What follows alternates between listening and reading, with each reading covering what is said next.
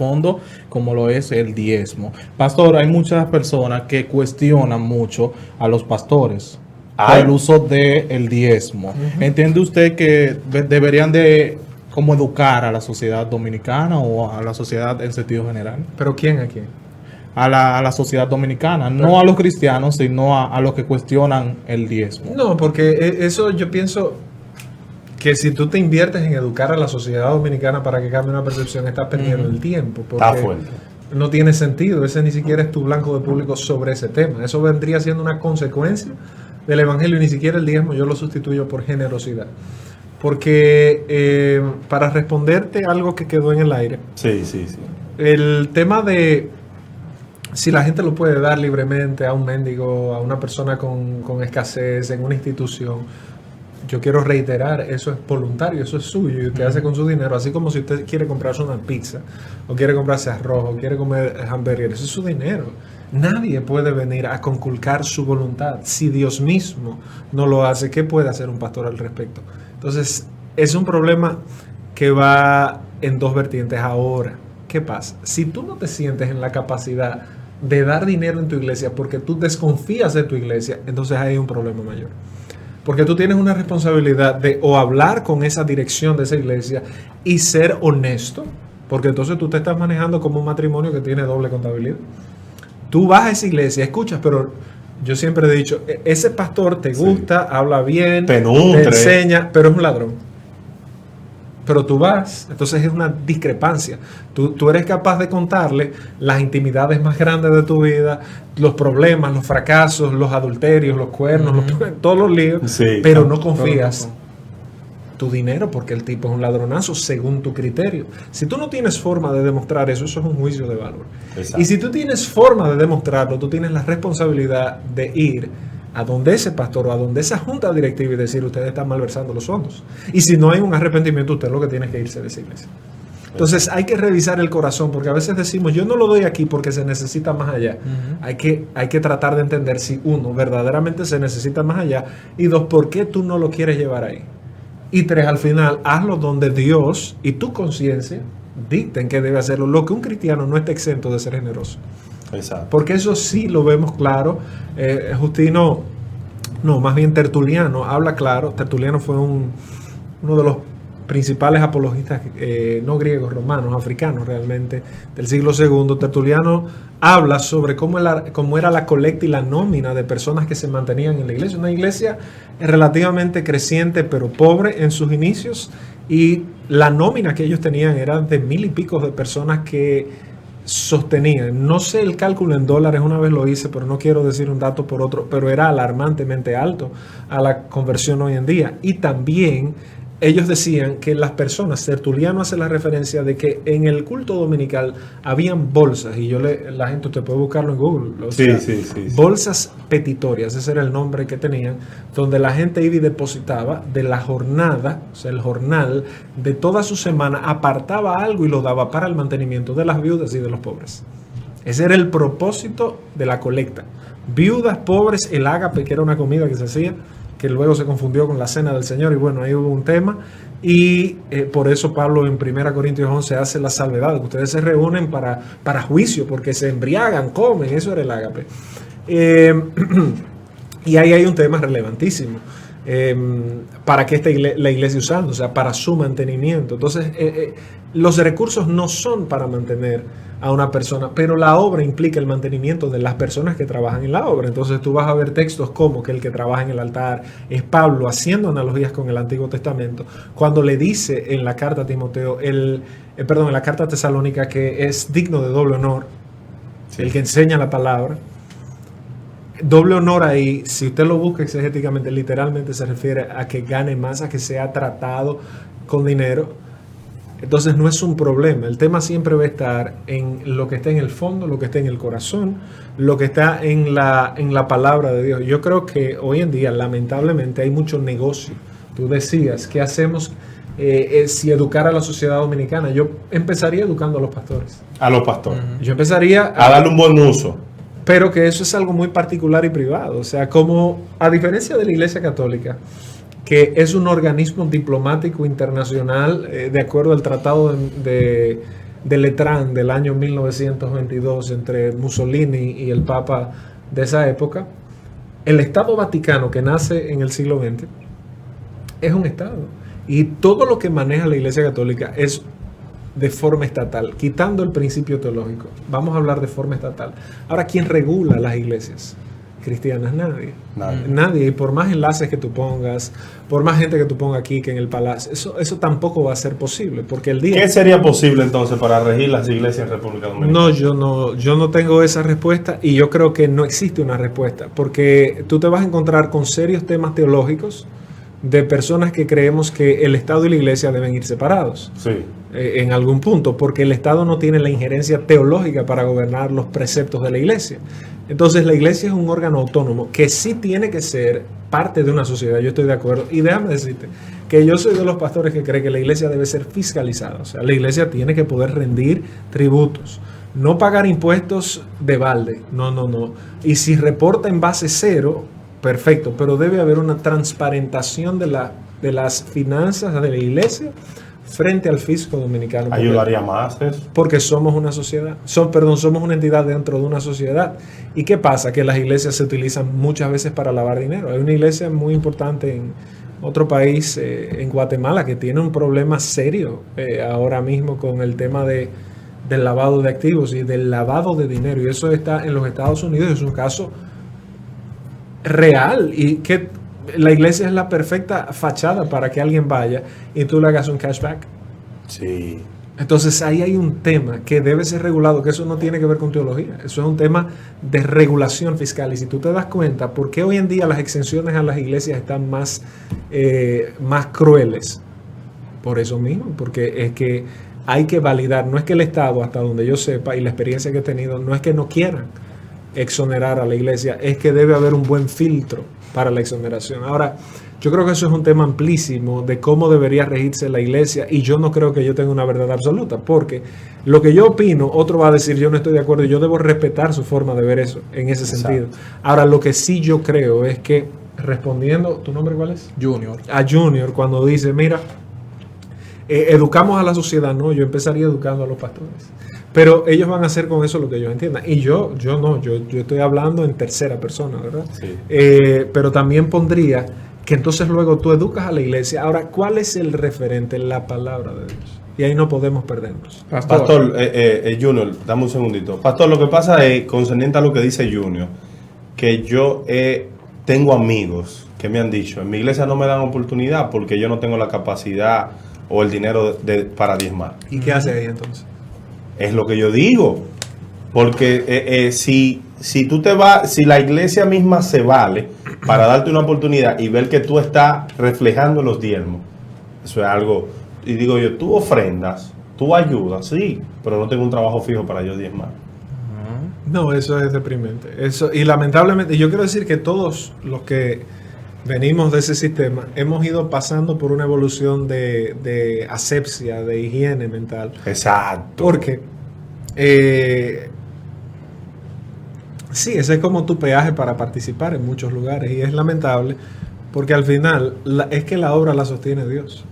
La obra la sostiene Dios. O sea, es imposible que la iglesia dependa de que la familia tal, que tú no puedas tocar un callo. Si la iglesia fue capaz de vencer al Imperio Romano, ¿tú no crees que es capaz de vencer a cualquier familia? Uy, Junior. Precisamente mi pregunta iba por esa vía y yo quiero que usted me explique la parte de que si para que mi diezmo tenga valor tiene que pasar por la iglesia o por donde el pastor o yo por mi propia parte puedo tomar ese 10% y hacer una obra buena, o sea, con una gente, comida y demás. Vuelvo y te digo, eso es un tema de conciencia, es un tema de lectura bíblica. Ahora tú también tienes que ver las implicaciones que tiene eso dentro de la organización que tú estás. En mi iglesia, a la iglesia de la que yo soy pastor, porque no es mía, sí. Comunidad Bíblica de Fe, nosotros hace tiempo discutíamos sobre este racional. La primera pregunta, ¿está el cristiano llamado a ser generoso? La respuesta de todos los miembros, no es lo mismo visitas que miembros. Miembros. Sí, miembros que participan de una reunión de miembros. La respuesta fue sí, todo el cristiano bíblicamente vemos que debe ser generoso. Ok. Cotejo número 1. Número 2. ¿Está llamado el cristiano a aportar en la iglesia local? ¿Creemos eso nosotros? La respuesta fue como un axioma, sí debemos aportar. ¿Bajo qué entendido debemos aportar? Que la iglesia es de todo. El problema está cuando tú ves a la tercera carta de Juan, que aparecen pastores que son como diótrefes, que se adueñan de la iglesia. No, esto es mío, no. Ahora, la iglesia tampoco es del que visita. Se supone que debe haber un proceso de membresía para usted ser parte de las personas que inciden en el destino de esa organización local. O sea, tú no andas regalando el voto a cualquiera. Eso es lo que yo pienso desde un punto de vista eclesiológico. Sí. Ahora, después la tercera pregunta es ¿qué medida vamos a utilizar si creemos que el cristiano es generoso o debe ser generoso y que debemos participar todos? O sea, yo también participo en la obra, porque si yo digo que eso es bueno, pues yo debo demostrarlo con mi ejemplo, yo debo también aportar de lo que tengo. Si no tengo un trabajo fuera de la obra, pues me dedico en cuerpo y alma a eso. Si tengo un trabajo fuera de la obra, de ese trabajo también, de la obra, perdón, de ese trabajo, saco mi aporte, porque yo estoy dentro de esa reunión, yo dije que sí. Claro. Entonces, el tercer punto es ¿qué medida vamos a utilizar? Nosotros en la iglesia dijimos, mira, el diezmo es una medida sana. Primero porque es Dios mismo que la establece en la Escritura. Antes de la ley de Deuteronomio, de Levítico, de indefectiblemente diezmarás, tú te topas con el caso de Abraham. el caso de Melquisedec y Abraham. Melquisedec y Abraham. Te topas con el caso de Jacob. Sí. Mira, si tú me bendices, entonces yo te voy a dar el diezmo. ¿De dónde Jacob aprende eso? Aprende el concepto de la décima parte. Entonces nosotros decimos, bueno, como es una medida que no es el hombre que la establece, sino Dios que la establece con el hombre, indistinto al pacto o al tiempo, Sí. y es algo sano. Si yo puedo decir, yo tengo un 100%, yo tengo 10,000 pesos mensuales, y en mi administración, yo digo, bueno, ¿qué es una medida sana donde yo y mi conciencia estamos de acuerdo con la escritura, con la generosidad y con mi aporte a la iglesia local en la que yo participo? Con un 10%. Ahora, la lucha del cristiano, y esto ya voy a soltar a los pastores, ahora enfoquémonos en nosotros los cristianos también, Vamos arriba ahí. es que tú nunca oyes un cristiano diciendo, es que yo quiero dar más de un 10%. ¿Por qué es un 10%? La gente siempre va reduciendo, reduciendo y reduciendo. Entonces el problema no es la cantidad ni el porcentaje, el problema es el corazón. El problema es que, bien lo dijo Pablo, cito de nuevo, el amor al dinero es la raíz de todos los males. Y Jesús dijo, donde está tu tesoro, ahí está tu corazón. Y Jesús dijo, de la abundancia del corazón, habla la boca. Sí. Y a lo que tú le dedicas tu tiempo y tu dinero, eso es lo que tú amas. Entonces la gente tiene un problema, nosotros tenemos un problema con el dinero, con una relación incorrecta con el dinero. Ahora, el racional bajo el que en nuestra iglesia se diezma no es porque es obligatorio. Allá no se llama a nadie, mire usted esto, para nada. Y yo te puedo decir... Que llama a tal sí, familia. para mandan nada, al tesorero. para nada. Y es una enseñanza riesgosa, porque yo entonces estoy diciendo, bueno, Señor, aquí dependemos de lo que tú envíes y del que verdaderamente acate eso, porque aunque en la membresía todos nos pusimos de acuerdo y la membresía ha ido creciendo, no todos lo hacemos. ¿Qué cantidad de miembros tiene la iglesia comunidad de fe? Tienen que haber algunos 140, 150 personas. Ha crecido, en aquel tiempo eran como 80 y algo. Por ahí, sí. Bueno, miembros son menos. Miembros No, ya. constituidos como miembros que somos miembros Que ahí de uno la cuenta los iglesia. laicos y todo eso. No, entonces, ¿qué te puedo decir? Cada iglesia tiene su sistema de administración y yo creo genuinamente en que lo que no debe faltar en nosotros es la disposición a la generosidad. Pero debe haber, y esto es un poco delicado, es contradictorio que las iglesias, donde más se habla de esto, donde más se habla de pactos, de prosperidad, de que Dios no quiere al pobre, que eso es una maldición, que la pobreza es una maldición, son iglesias que están llenas de empresarios, en muchos casos, y tú dices, pero estos empresarios, si tú en sus negocios les propones un negocio, valga la redundancia, son muy huraños, son personas avispas. Ey. Pero viene un pastor y le dice, mira, tú sabes que dame el 10% de lo tuyo y Dios lo va a multiplicar. Y lo dan ciegamente. Quieren comprar con dinero un bienestar que no lo da el dinero, lo da la aplicación de la palabra de Dios en su vida. Así es. Pero son las iglesias que se llenan. La apuesta de tú ser más fiel al texto, no voy a decir de una denominación o de otra, es un camino más largo, pero es más seguro. Bien. Es un camino más rocoso, pero es más seguro. Yo te puedo decir que la iglesia nuestra, CBF como tal, se funda en el 2014 en un problema, bueno, nace de una crisis bien especial aunque el ejercicio veníamos desde el 2010 cuando era Iglesia de la Alabanza. Y nosotros salimos sin ningún lugar a donde congregarnos, literalmente. No teníamos dónde congregarnos. El pastor Wilson de la Iglesia Evangélica de Oración nos ofreció su apoyo muy gentilmente en ese momento, y eso para nosotros es un milagro. Y compartían el tema. Él nos ofreció, sin pagar absolutamente nada. Wow. La luz la pagábamos. Y yo te puedo decir que 2 años después una persona se me acerca y me dice, mire, esas son las llaves del nuevo templo de la iglesia. ¿Qué? Y ese templo costó 14 millones de pesos. Alaba. Esa persona me dijo, esas personas me dijeron, te lo vamos a entregar remodelado. Y yo le dije, no, para nada. Usted me lo va a entregar tal como eso está, como una casa.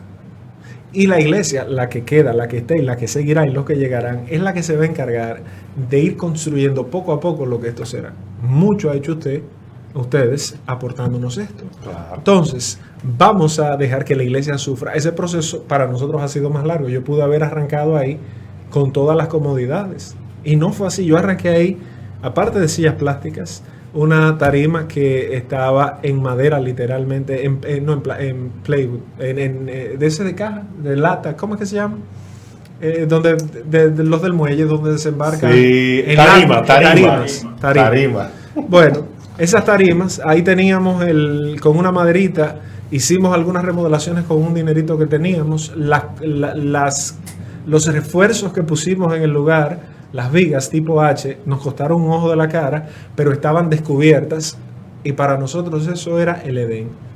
Ahí arrancamos de nuevo, porque en el 2010 esa fue la misma experiencia cuando arrancamos en Naco, un lugar destruido, pero ahí arrancamos de nuevo, pero ya estamos partiendo de un milagro. Si tú vas hoy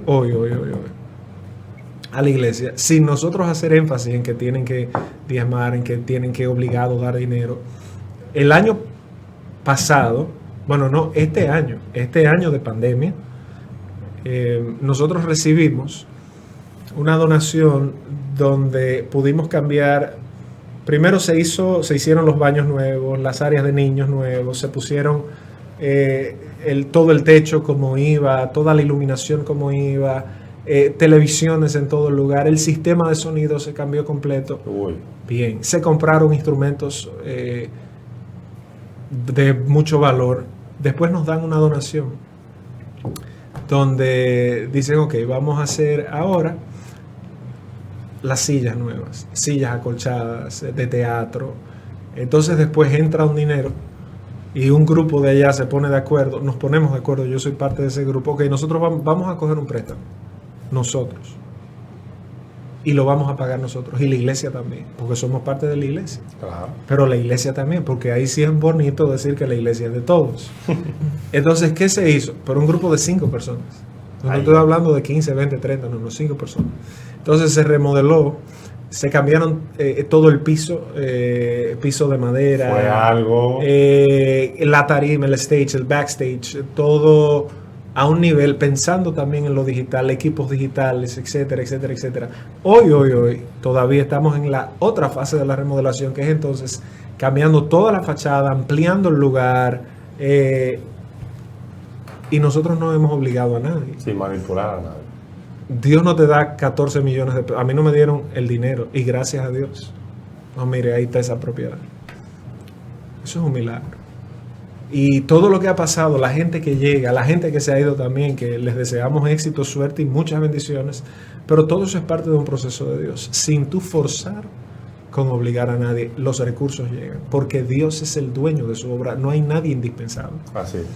Entonces, la experiencia que nosotros hemos vivido es una experiencia de que en el tiempo hemos ido construyendo algo. Eso está. Y mañana, porque yo no soy eterno, yo tengo 37 años, la visión nuestra es formar líderes para que prediquen el Evangelio de Cristo.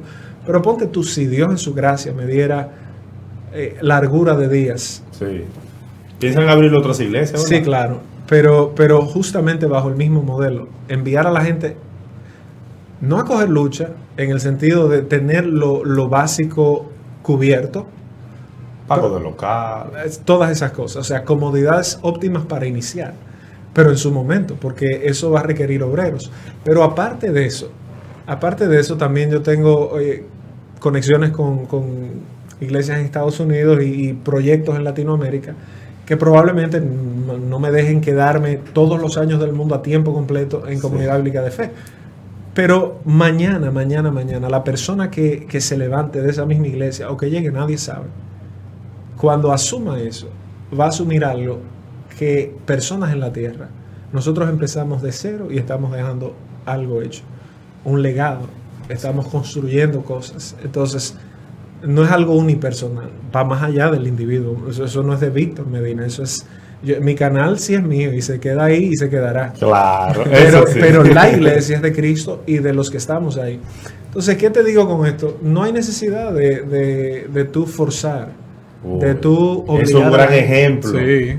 De tú estar diciéndole a la gente, mira, en el 2016 yo solo trabajaba en la iglesia y yo me debatí y yo decía, Señor, esto es lo que tú me llamaste a hacer. Un hombre me llama, me ve en una cancha de tenis un día y yo le había presentado una propuesta porque yo dije, bueno, cualquiera da unas charlas o algo en empresas y eso.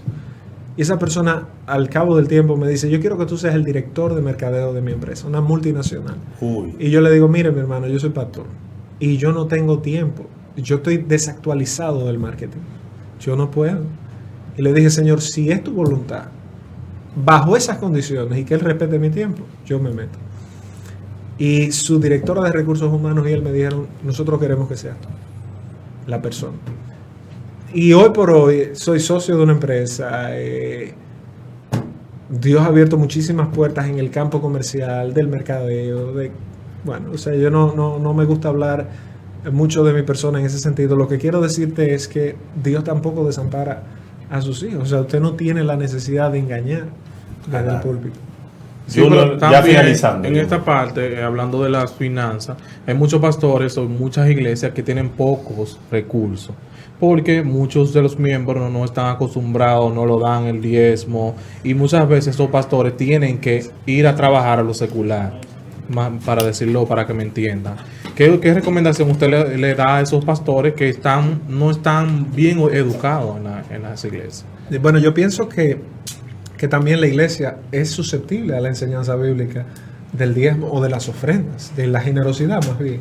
Y yo creo que no debemos tener miedo a enseñar eso. Yo he sido uno que les rehuyo hablar de ese tipo de temas porque yo sé trabajar, o sea, yo no necesito pararme ahí.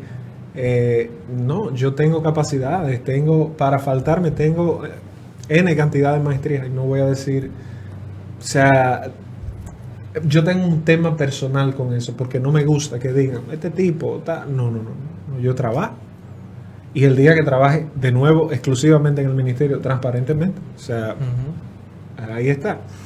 Pero yo creo que también, y eso es un error que yo tengo, que no recomiendo que se haga, y es que se enseñe al respecto de eso. Enseñe en su iglesia, hable bíblicamente de eso, eduque. Por eso te decía, empecemos con los pastores y después con la iglesia. Y en su defecto con la sociedad. Pero hablar de lo que la Biblia nos enseña, tú ves en Pablo un ejemplo de desprendimiento completo. Una persona que sabía recoger una ofrenda en Macedonia, 2 Corintios 8 y 9, para entonces llevarla a Jerusalén, ni siquiera para apropiarse de esos medios. Entonces, buen administrador, Pablo. ¿Por qué nosotros no podemos enseñar de eso? Y si la gente tiene un tema con eso, lo único que hace es revelarlo. Yo siempre he dicho que una de las alternativas de por qué Jesús le da la bolsa de dinero a un ladrón como Judas, ¿cuál era? Confrontándolo con su pecado, tienes la oportunidad de sanar eso. Ahí está. Entonces yo creo que sí, que la Biblia da para eso y para más y hablar de eso. Y los pastores, la polivalencia o el pluriempleo no es incorrecto. Fíjate que Pablo decía, estas manos me han servido cuando se despide de los ancianos de Éfeso en Troas de Mileto en Hechos 20. Estas manos me han servido. Yo he trabajado, he hecho tiendas. O sea, no debemos unir a ser personas productivas. No hay que sentarse en una iglesia. Si hay poco ingreso, primero, si usted es líder de una familia, usted tiene una responsabilidad. Usted tiene una responsabilidad. Esos niños y esa mujer comen. Y el dinero es importante. No debe ser nuestro Dios, pero la economía es importante. Así es. Entonces debemos ser responsables. Pastor, yo tengo 2 preguntas y nada más nos queda 1 minuto. Yo quiero que usted me responda de una manera breve. De un top 5 de recomendación de libro a leer con respecto a la economía. Y ¿qué necesita una persona saber cuando Dios lo llama a tiempo completo? Mira, tú dices 5 libros. Sí, 5 libros que usted haya leído que ayuden con la economía. Mira, este joven, el pastor, copastor, yo creo, de la Iglesia Bautista Internacional, Héctor Salcedo Libre, Héctor Salcedo. De aquí, Sí, de la IBI. Él sacó un buen libro acerca de administración y finanzas, ahora mismo. Denos el contacto de él para nosotros traerlo aquí. Perfecto. Bueno, yo no lo tengo. Pero si ustedes lo podemos conseguir. Claro. Ustedes llaman a la Iglesia Bautista Internacional y ellos lo regentean ahí. Y ese es el libro que yo más manejo en este tiempo. Yo no te puedo hablar de otros libros porque la literatura que he leído en muchas ocasiones sobre temas de finanzas está viciada por muchos temas teológicos. Ahora, viciada en el sentido de que muchos tienen que ver con destruyendo a Mamón, esas cosas que yo digo, bueno, pero eso es también una manipulación. Exacto. Pero debe haber mucha literatura. Honestamente no es un tema del que yo lea mucho. Si yo ¿Qué? ¿A usted le gusta leer mucho historia, pastor? Esos son los libros míos. Y mi especialidad. Denos 3 de historia, 3. Bueno, yo te puedo decir el de Justo, obviamente.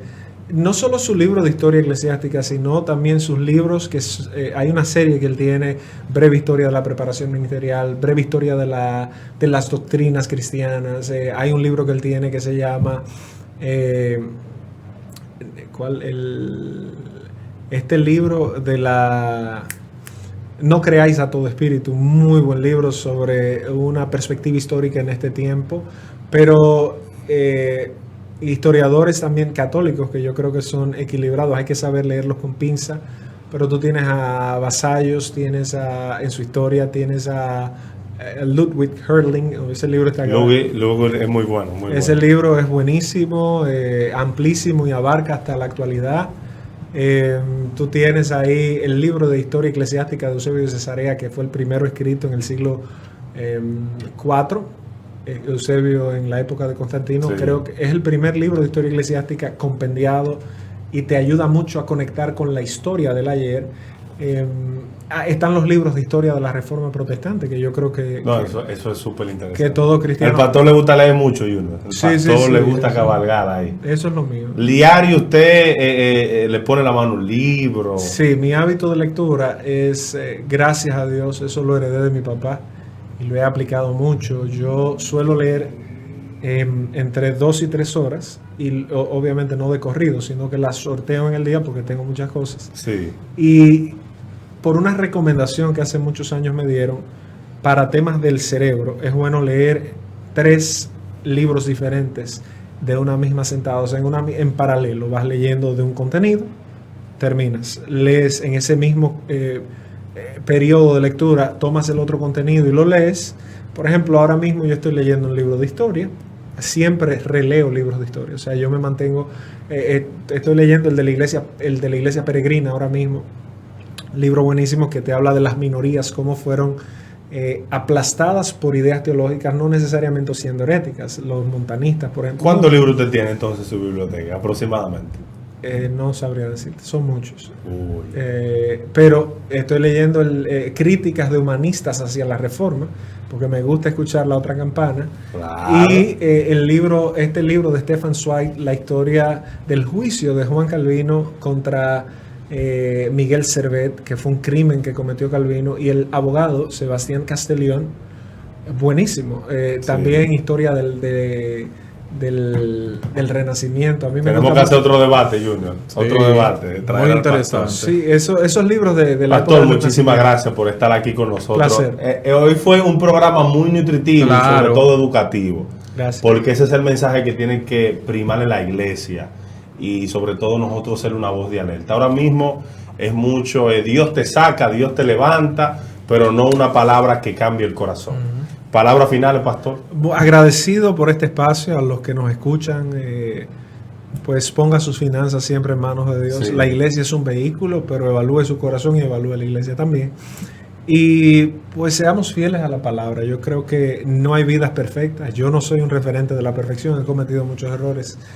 Pero aquí estamos, sigue siendo por gracia y Así por la es. gracia de Dios. Entonces, la exhortación a ustedes es que sigamos preparándonos. Estamos en una época donde la preparación nunca pesa. Entonces, no hagamos de ella nuestro Dios y hagamos que las letras bajen de la cabeza al corazón. Así es.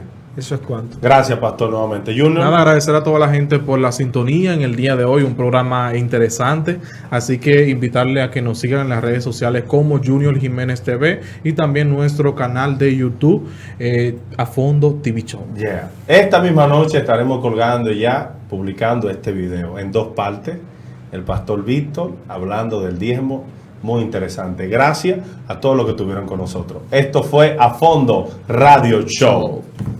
Electroservicio Reyes. Somos una empresa dedicada a las ventas y alquileres de plantas eléctricas desde 40 a 1500 kilowatts. También ofrecemos servicios de reparaciones tanto de plantas eléctricas como en camión. Tenemos 13 años de experiencia trabajando en el campo profesional con unos resultados extraordinarios. Nuestro mayor compromiso es brindar un servicio puntual y de excelencia. Somos especialistas en las marcas Cummins, Caterpillar, John Deere, Perkins, International, Volvo, Penta y MTU. Servicios que ofrecemos: reparamos todo tipo de plantas eléctricas, insonorización de caseta, instalación de persianas acústicas, contratos por iguala, reparación y mantenimiento de generadores. Contamos con un equipo de técnicos altamente capacitados para brindarle un mejor servicio y la solución de sus problemas con un servicio 24/7. Visítenos en la calle Luis Conrado del Castillo, número 31, Villa Consuelo, Santo Domingo, República Dominicana. Teléfono 809-682-1893. Electroservicios Reyes.